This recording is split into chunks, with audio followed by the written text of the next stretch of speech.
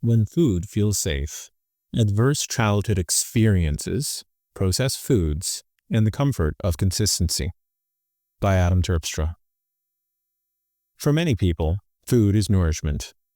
For others, particularly those with high adverse childhood experience, ACE, scores, food can become a kind of emotional lifeline, a tool for regulation, a salve for distress. But not just any food. Research consistently shows a strong correlation between high ACEs and increased consumption of processed foods, those rich in sugar, salt, and fat, engineered for maximum palatability. But what is behind this preference? Let's take a deeper look, as there is more at play than just taste. Processed foods and the trauma brain. ACEs impact the developing brain in profound ways. Chronic childhood stress activates the hypothalamic pituitary adrenal HPA axis, the body's central stress response system. The HPA axis plays a critical role in how we react to stress, regulate mood, and maintain internal balance, homeostasis, increasing cortisol levels and creating a more reactive nervous system. Over time, this can lead to emotional dysregulation, impaired executive functioning, and a greater reliance on external forms of self-soothing. Processed foods, with their predictable dopamine spikes, become one such mechanism. Unlike natural foods, whose textures, flavors, and appearance vary, processed foods are engineered for reliable and repeatable sensory experiences. The crunch of a chip, the sweetness of a cookie, the uniform shape of a nugget. These are controlled environments in edible form. Consistency as psycho-emotional safety. People who grew up in unpredictable environments, where affection, safety, or basic needs were inconsistently met, often develop hypervigilance. They learn to scan for danger, brace for disappointment, or wait for the other shoe to drop. These adaptive survival mechanisms carry into adulthood, even when the original threat is long gone. Here is where food enters the therapeutic frame. When you have grown up having to guess whether a caregiver will soothe or shame you, a food that always tastes the same becomes more than nourishment. It becomes emotional predictability. It is safety in a bite. You do not need to assess, interpret, or stay on guard. The consistency of processed foods mimics the consistency of secure caregiving, something many trauma survivors never had.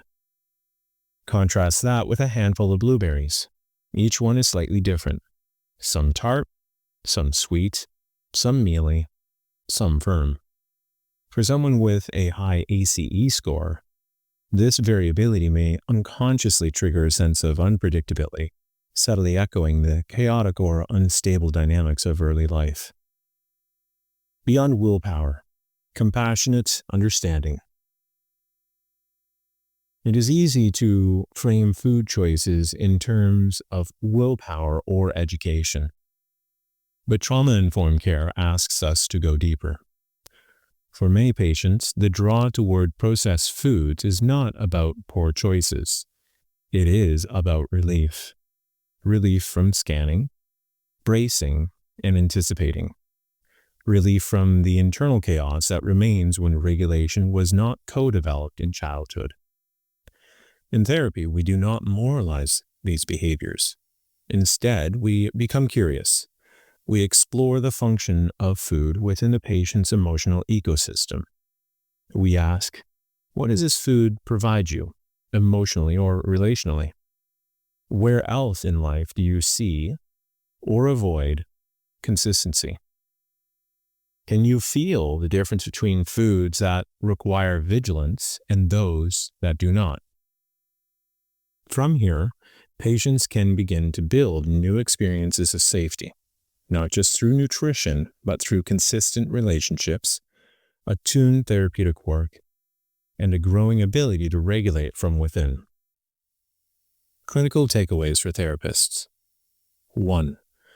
Recognize processed food reliance as adaptive, not pathological. Patients with trauma histories may be drawn to the sensory predictability processed foods offer. 2. Understand food as a relational metaphor. What processed food provides might reflect what relationships did not.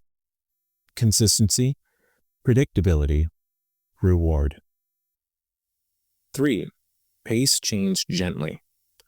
Shifting food patterns means shifting regulatory strategies. Move at the speed of safety. 4. Explore consistency elsewhere. Help patients notice where they can create safe, stable routines that do not rely solely on food. Final thought.